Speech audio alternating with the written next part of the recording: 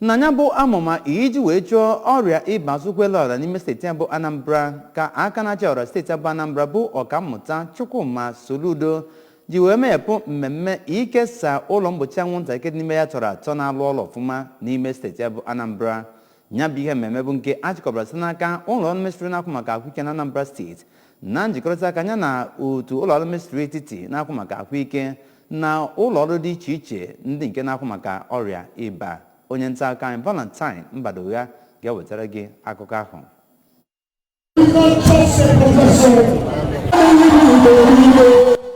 Gọvanọ Soludo n'oge ibido ike ya bụ ụlọ mgbochi anwụnta kọwapụtara na ebumnobi ya bụ mmemme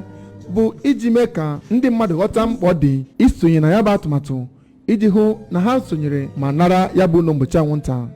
Ọ gara kọwapụta na ya bụ atụmatụ sonyere na ebumnobi gọọmenti nke Anambra steeti na etu o si metụta ezi ọnọdụ ahụike bụ ịgba ma kpọkue ndị Anambra ka ha gbaa mbọ sonye na ya bụ atụmatụ. Onye jọkwa minista nke ahụike na Naịjirịa bụ dọkịnta Osegie Ehanire, onye nke anọchitere anya site n'aka Oliakụ Hope Oboko, kwuru na ebumnobi ha bụ ịchụ ya bụ ọrịa ịba ọsọ ukwu eru ala site na ndị mmadụ ị na-ararụ na ya bụ ụlọ mgbochi anwụnta. Ọ gara n'ihu kelee nwunye aka na-achị steeti a bụ Oliakụ Nonye Soludo n'ịnabata ibu ya bụ ozi baa n'ime ime obodo nke Anambra steeti ma kwuo na ọrụ ya dị nnukwu mkpa ịhụ na ebumnobi ya bụ ikesa ụlọ mgbochi anwụnta bụ nke bịara na mmezu. N'okwu ya ka onye ji ọkwa kọmishọna nke okwu ahụike dị n'aka na Anambra steeti bụ dọkịnta Afam Obidike, onye nke gaa n'ihu too aka na-achị Anambra steeti bụ gọvanọ Soludo maka mbọpụ iche ọ na-agba n'etosi metụta ọnọdụ ahụike nke Anambra, gaa n'ihu kwe nkwa ịhụ na ya bụ ụlọ mgbochi anwụnta bụ nke a ga-ekesa etosi kwesị.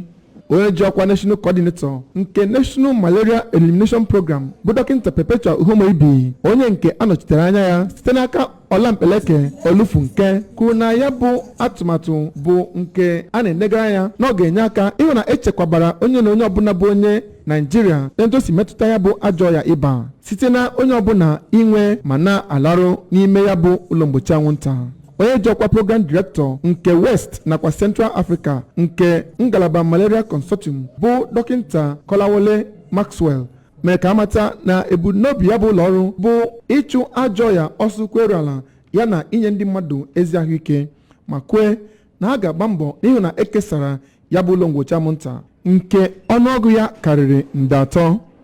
Ya bụ mmemme bụ nke ndị bịara ya gụnyere ndị na-enye gọvanọ Soludo aka n'ọrụ, ụfọdụ n'ime ndị ụlọ omebe iwu nke Anambra steeti nke gụnyere onye okwupụta okwu ha bụ Right Honorable Uchenna Okafọ, onye ji ọkwa Head of Service nke Anambra steeti bụ Barrister Theodora Igwegbe, ndị eze ọdịnala nke onye ndu ha bụ onye ji ọkwa Chairman nke Anambra State Traditional Rulers Council bụ Igwe Nnemeka Chebe, ndị President General nke obodo niile dị na Anambra steeti nke onye ndu ha bụ onye ji ọkwa National President nke Asatọ